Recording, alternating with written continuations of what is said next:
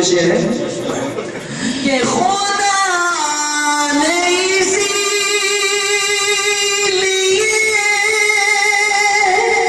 قاسم بنایا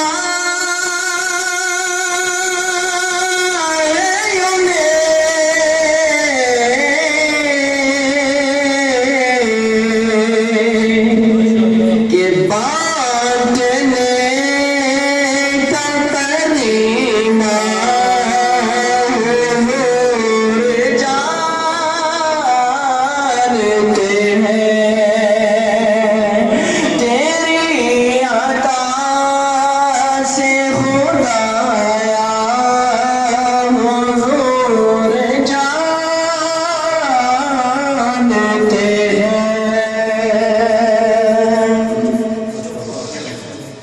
ایک مدت سے میری ماں سوئی نہیں تابش، قابل توجہ شعر ہے کہ ایک مدت سے میری ماں سوئی نہیں تابش، ایک بار کہا تھا کہ ماں مجھے نیند نہیں آتی، سبحان اللہ۔ ایک بار کہا تھا کہ ماں مجھے نیند نہیں آتی۔ ماں کی ممتا میں تڑپ اتنی کیوں رکھی گئی؟ آئیے پہلے یہ بات سماعت فرمائیں، بعد میں انشاءاللہ قرآن کی آیت کا ترجمہ کرتا ہوں کہ ماں کی ممتا میں اتنی تڑپ کیوں رکھی گئی؟ ماں کے لفظ پر ذرا غور کریں۔ ماں کے لفظ میں 3 حروف آتے ہیں، میم، الف اور نون غنہ۔ نون غنہ عربی لغات میں، عربی گرامر میں جب آپ پڑھیں گے تو نون غنہ کا کوئی لفظی معنی نہیں بنتا، نون غنہ کا لفظی معنی نہیں بنتا۔ اب آئے ذرا توجہ کرنی ہے بات پر، اگر نون غنہ کا ترجمہ نہ بنے تو پیچھے رہ جاتا ہے میم اور الف۔ بات ذرا آپ کے عقیدے کی کر رہا ہوں، محبت والوں کی نظر یہ بات ہے، پیچھے رہ جاتا ہے میم اور الف، تو میم سے محمد بنتا ہے، الف سے اللہ بنتا ہے۔ میم سے محمد بنتا ہے، الف سے اللہ بنتا ہے۔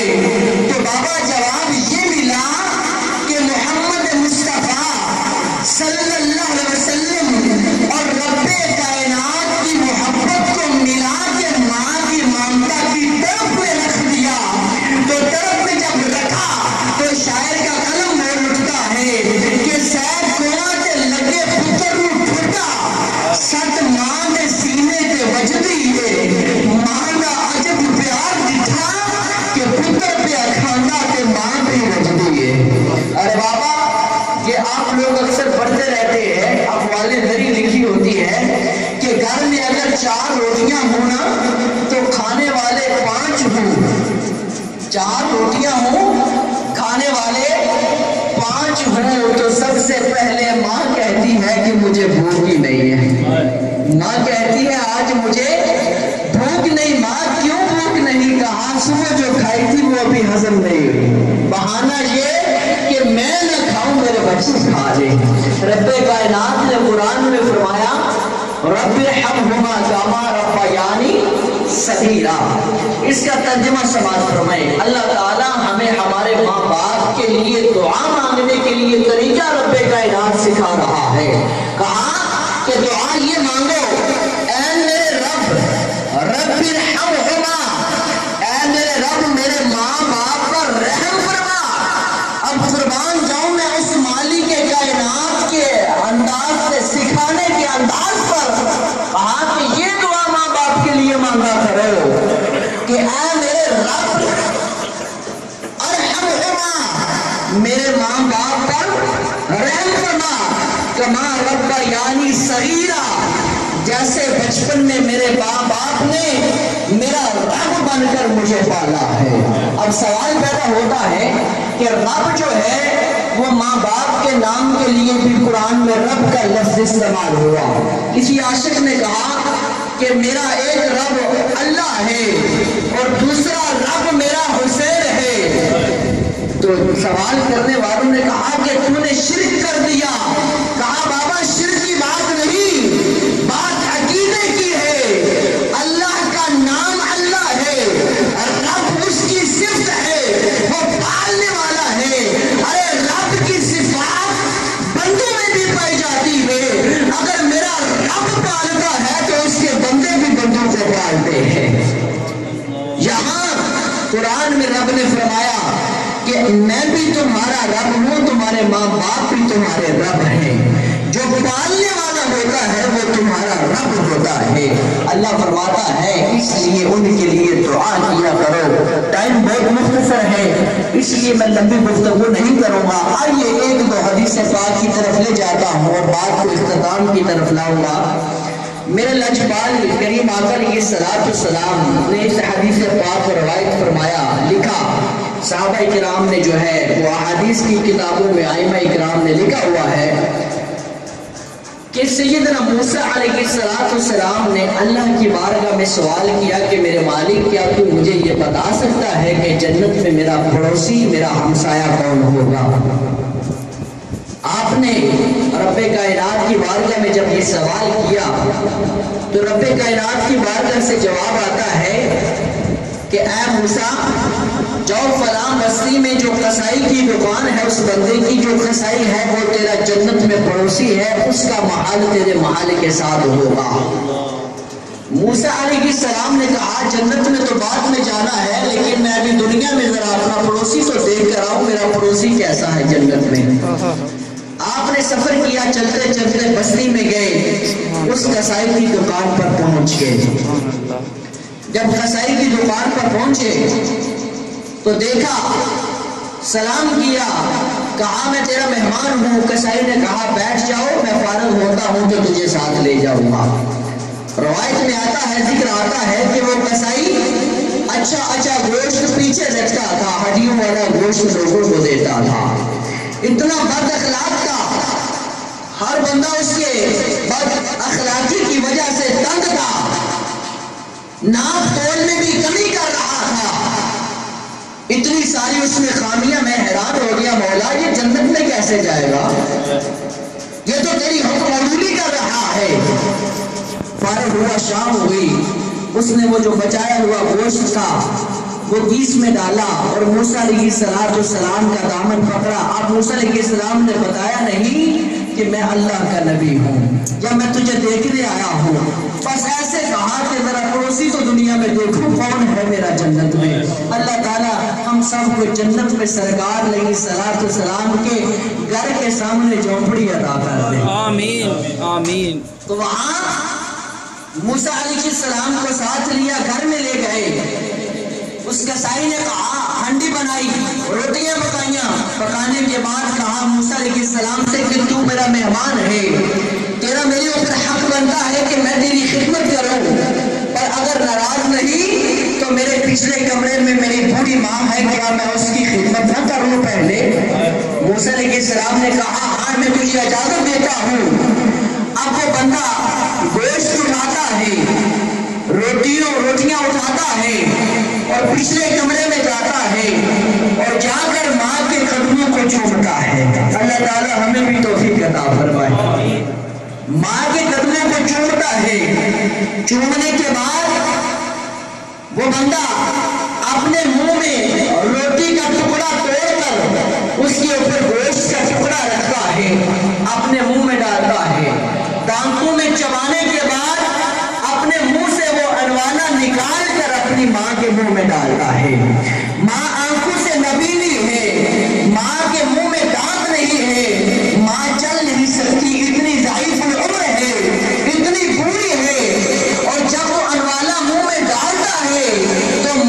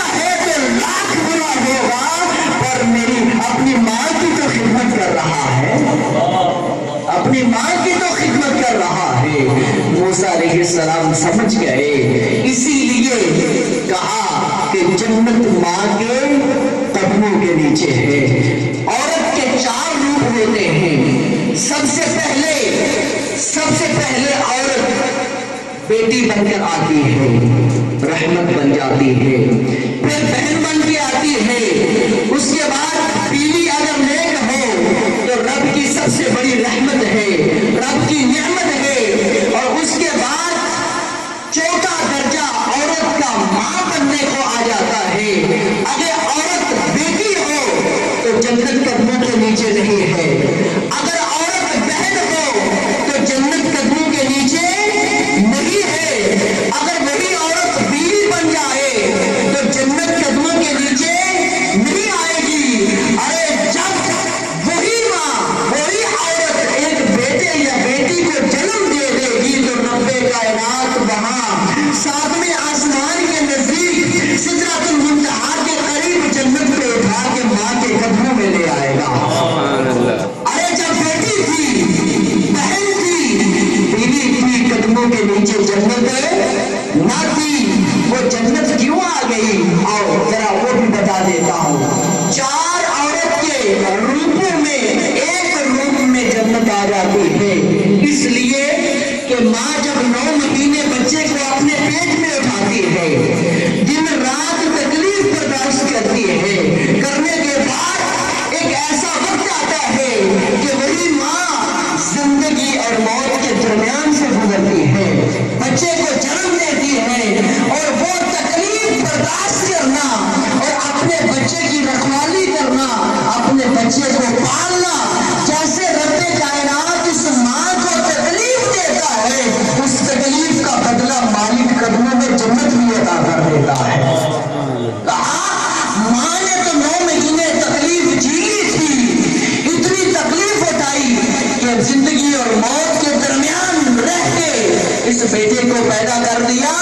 اب یہی بیٹا جس ماں نے یا بیٹی جس ماں نے جنم دیا ہے، اتنی تکلیف برداشت کی ہے، اس پر واجب کر دیا کہ اس تکلیف کے بدلے پوری عمر جنہوں نے تجھے پالا پوسا، ارے جنت تجھے میری بارگاہ سے نہیں، ماں کی خدمت کر، وہاں سے جنت مل جائے گی۔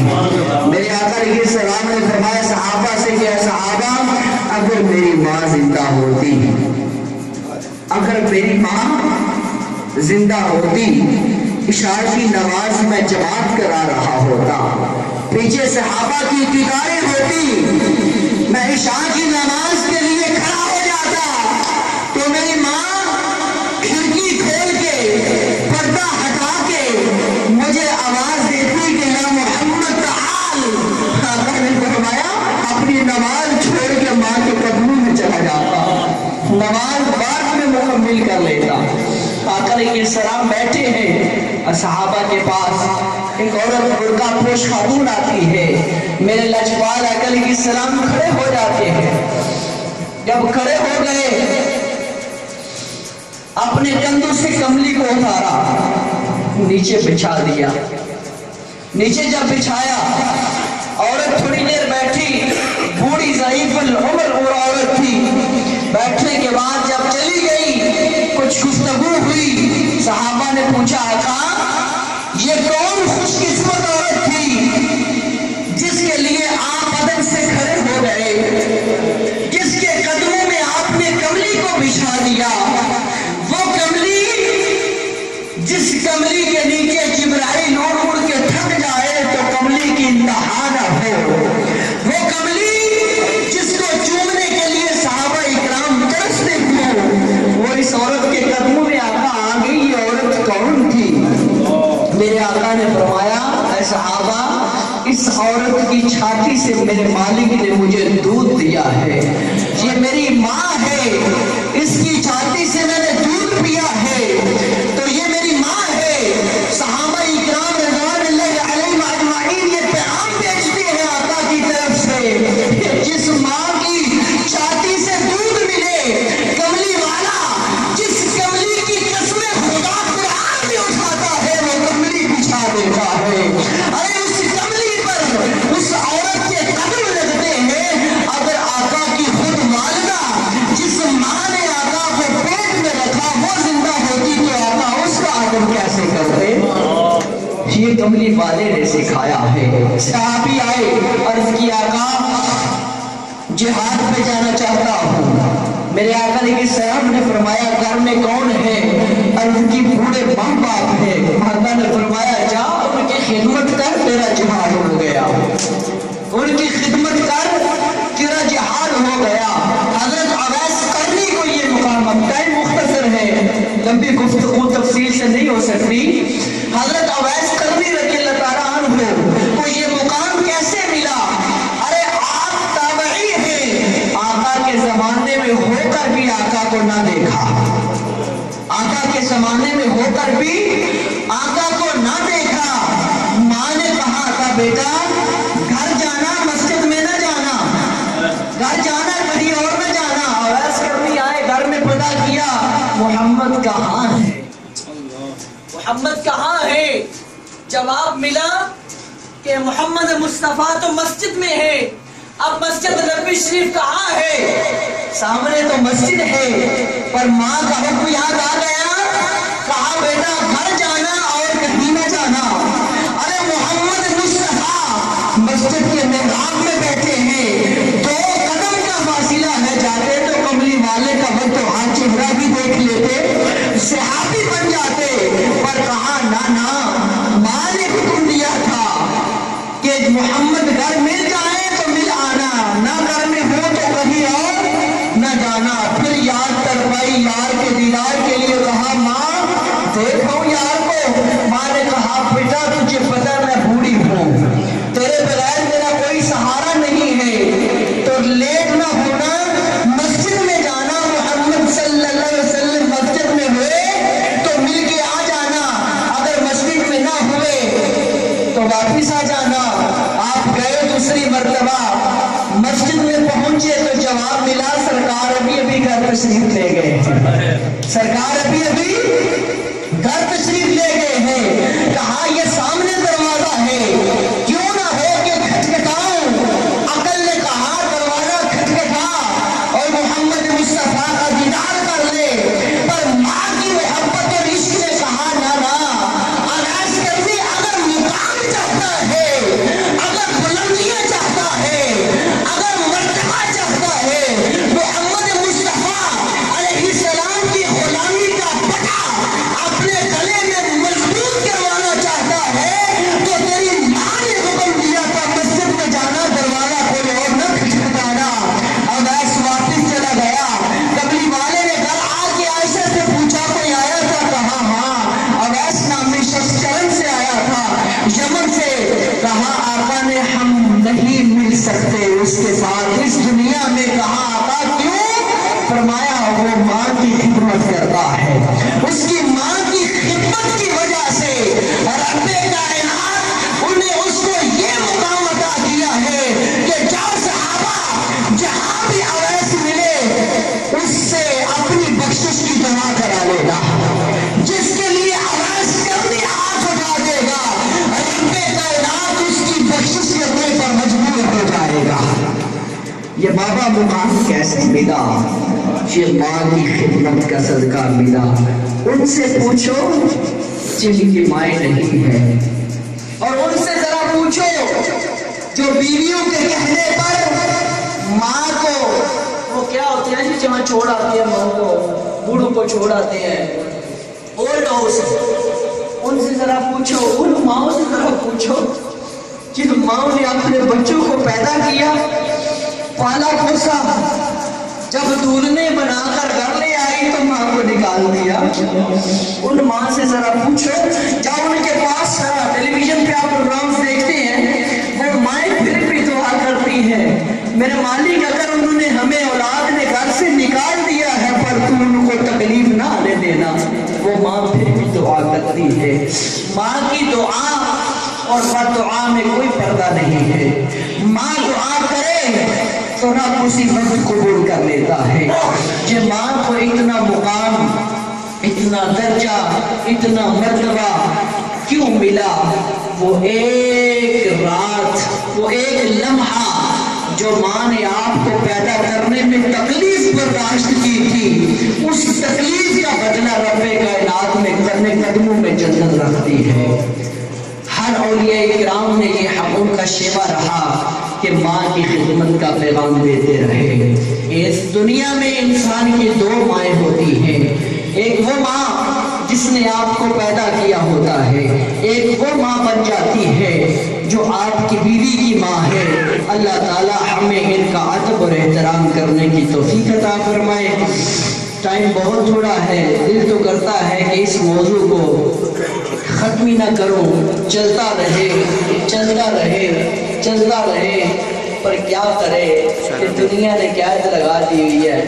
اللہ تعالیٰ یہ دعا کرے کہ کہنے اور سننے سے زیادہ ہم سب کو عمل کی توفیق عطا فرمائے۔ یہ دور بڑا پرفتن دور جا رہا ہے دوستو، ایمان کو بڑا خطرہ ہے۔ آقا نے فرمایا ایمان اس طرح لوگ لے کر اپنے ہاتھوں پہ ایمان اس طرح بچانے کے لیے نکلیں گے جس طرح اپنے ہاتھ پہ کوئلہ آگ کا رکھا ہوا ہوگا، اس طرح ایمان کو خطرہ لاحق ہو جائے گا۔ اتنا جو ہے مشکل ایمان بچانا ہو جائے گا۔ بازاروں میں جاؤ گے، روڈوں پہ نکلو گے، جدھر جاؤ گے آپ کے ایمان کو خطرہ ہوگا۔ آقا سے صحابہ نے پوچھا آقا اگر وہ زمانہ ہم پائیں تو کیا کریں؟ میرے آقا نے فرمایا اگر تم لوگ وہ زمانہ پاؤ تو ایسا کرنا کسی اللہ کا ذکر کرنے والی جماعت کے ساتھ مل جانا۔ ارے جو جماعت کے ساتھ مل جائے گا اس کا ایمان بچ جائے گا۔ اسی لیے آخری بات کر کے اجازت چاہتا ہوں۔ آقا اسلام نے فرمایا من تمسک بسنتی عند فساد امتی لہو اجرہ مئۃ شہیدا۔ آقا نے فرمایا جو بندہ میری ایک سنت کو زندہ کرے گا، اس زمانے میں زندہ کرے گا جس وقت کوئی سنت رکھے گا، اگر کوئی داڑھی رکھ لے گا تو لوگ داڑھی پر فتوے دیں گے، اگر کوئی بندہ بیٹھ کر پانی پیے گا اس پر فتوے گاڑیں گے۔ ارے اس وقت میرے ایک سنت کو زندہ کرے گا جس وقت میری امت میں فساد برپا ہو جائے گا۔ آقا نے فرمایا اس بندے کو ایک سنت کو زندہ کرنے کے بعد جو اجر ملے گا، فرمایا لہو اجرہ مئۃ شہیدا، 100 شہیدوں کے برابر ثواب ملے گا۔ تو دوستو اللہ والوں کی محفلوں میں بیٹھا کرو، ایمان تازہ ہو جاتا ہے، دل کو سکون مل جاتا ہے، اور سکون کا سانس تب آتا ہے جب کسی اللہ والے کے سینے کے ساتھ سینہ ملاؤ تو دل کو سکون ملے تو سمجھ لو کہ یہ اللہ والا ہے۔ اگر سکون نہ ملے تو یہ دنیا دار ہے۔ دنیا داروں کی ہم عزت ادب احترام کرتے ہیں، بڑا ہے کیوں؟ ہمیں لالچ ہوتا ہے، لالچ ہوتا ہے اور یار یہ کبھی کام کر آ جائے گا ہمارے، اٹھ کے گیا گاڑیاں نکالنا شروع کر دی، کام کر دیا، کام ہو گیا چھوڑ دیا، نہ ہوا پھر بھی چھوڑ دیا۔ پر یاد رکھو اللہ والوں سے لگا لو گے تو نہ یہ تمہیں ادھر چھوڑیں گے نہ قیامت کے روز چھوڑیں گے۔ ارے یہ ایسی سنگتیں ہیں جو دنیا میں بھی تمہیں محمد مصطفیٰ کے در کا صدقہ رب کی بارگاہ میں جھکانا سکھائیں گے۔ ارے اولیاء کے درگاہوں پہ چلے جاؤ، اللہ والوں کے پاس چلے جاؤ تو کیا پیغام ملے گا؟ یہ ضربہ لائی جا جنہیں مننا یار بنائی جا، اور اللہ یہ ضربہ لائی جا، کرتے کرتے اللہ اللہ کرتے کرتے نظر آیا مجھے، میں جب میں گم ہوا تو پھر دور نظر آیا مجھے۔ ارے یہ اللہ کی ضربیں، اللہ کے ذکر کی ضربیں اسی لیے لگوائی جاتی ہیں۔ پچھلے سال کی بات ہے، میرا وعدہ تھا جو وہ تو پورا ہو گیا، لیکن میں نے اللہ کے ولی کی کرامت زندہ سناتا ہوں۔ پچھلے سال ہی حضرت صاحب کے گھر میں پیر بھائی ہیں، وہ کیا ان سے تعلق والے ہیں، پیر وکیل صاحب جی آپ کے پیر بھائی ہوں یا نہ بھی ہوں، سلسلہ تو ایک ہی ہے نا جی، راستہ ایک ہی ہے۔ وہ آئے ہوئے تھے تو آپ حیران ہو جائیں گے، مجھے بڑا نا دل کو شوق آیا ان کو ملنے کے لیے، زیارت کے لیے، تو پروانیہ میں ہوئے جو ہے وہ اپنا رہائش پذیر تھے، ایک فیملی تھی ان کے گھر میں، تو میں دیدار کے لیے گیا، زیارت کے لیے گیا، اللہ کی رضا کی خاطر چلو اللہ والا کو آیا ہے زیارت کرتے ہیں۔ میں دروازے سے انٹری کی، جب داخل ہوا تو وہیں پہ بیٹھ گیا، تو انہوں نے کیا کہا کہ بیٹا آپ ادھر نہیں، آپ ادھر آ کے میرے پاس بیٹھو۔ اللہ والے جو ہے نا وہ چہروں کو نہیں دیکھتے، سمجھ آ رہی ہے بات؟ مجھ سے بڑے، میں تو بڑے بڑے خوبصورت نوجوان بیٹھے ہوئے تھے، سب کو چھوڑ کے مجھے کہا ادھر آ کے بیٹھو، اپنے پاس کرسی کے ساتھ بٹھا لیا، کہا اللہ کا ذکر کرتا ہے، خاموشی سے زبان بند، ناک میں جس طرح ذکر کراتے ہیں، آپ کو پتہ ہے آپ بھی کرتے ہیں، اللہ اللہ بس منہ باندھا ہے اور گردن اپنی لا رہے ہیں، اور ذکر اپنے جو ہے وہ خفی ذکر جاری ہے، ذکر قلبی جس کو خفی ذکر بھی کہا جاتا ہے وہ جاری ہے۔ اب میں نے بھی ذکر کرنا شروع کر دیا، میرے مرشد نے مجھے کہا کہ آپ جو ہے نا، میرے مرشد کا ذکر اللہ ہو، ہم بھی نقشبندی ہیں، کہا کہ بس خاموش رہ کے زبان بند کیا کرے، اللہ ہو کا ذکر اللہ کیا، یہ میرے مرشد کا ذکر ہے، اور ذکر وہی ہوتا ہے جو مرشد ادا کرے وہ کرنا چاہیے۔ میں پاس بیٹھا ذکر کر رہا تھا تو پیر وکیل صاحب نے میرے کندھے پہ ہاتھ رکھا، سمجھ آئی ہے جی؟ ذرا توجہ سے سننا، میرے کندھے پہ ہاتھ رکھ کے مجھے کہا بیٹا اردو زبان میں انگلش اچھی نہیں لگتی، اردو زبان میں انگلش کی ملاوٹ اچھی نہیں لگتی، پنجابی میں انگلش کی ملاوٹ اچھی نہیں لگتی، سارے اللہ اللہ کر رہے ہیں، آپ اللہ ہوں کر رہے ہیں، کیوں آپ بھی اللہ اللہ کریں؟ سمجھ آ رہی ہے بات کی جی؟ میرا منہ بند، زبان بند، آنکھیں نیچے، ایسے جھک کے میں اللہ جو ہے نا اسی طرح میں بھی اللہ اللہ ہوں کر رہا تھا، لیکن آواز نہیں آ رہی تھی، سمجھ آ رہی ہے بات کی جی؟ آواز نہیں آ رہی تھی، اس لیے کہتے ہیں کہ اللہ والے جب بھی دیکھتے ہیں دلوں کو دیکھتے ہیں۔ ناؤ کیا آپ شعر پڑھتے ہیں؟ ناؤ دل دیکھتے نہ مکھڑا نہ مکھڑے دا دل دیکھتے، اللہ والے جدوں بھی دیکھتے دل دیکھتے۔ اللہ تعالیٰ اظہر صاحب کو اجر عظیم عطا فرمائے، جنہوں نے اتنا پیارا اپنی ساسو ماں کے لیے پروگرام کو سجایا، اللہ تعالیٰ انہیں صبر جمیل عطا فرمائے۔ اور کویت میں سنے وہ مدفون ہے، آقا علیہ السلام نے فرمایا جو بندہ جہاں پیدا ہو اور جہاں دفن ہو، بڑی پیاری بات، جہاں پیدا ہو جہاں دفن ہو، پیدا ہونے سے لے کر دفن ہونے تک جتنا راستہ ہوتا ہے سارا اس کے لیے جنت بنا دیا جاتا ہے۔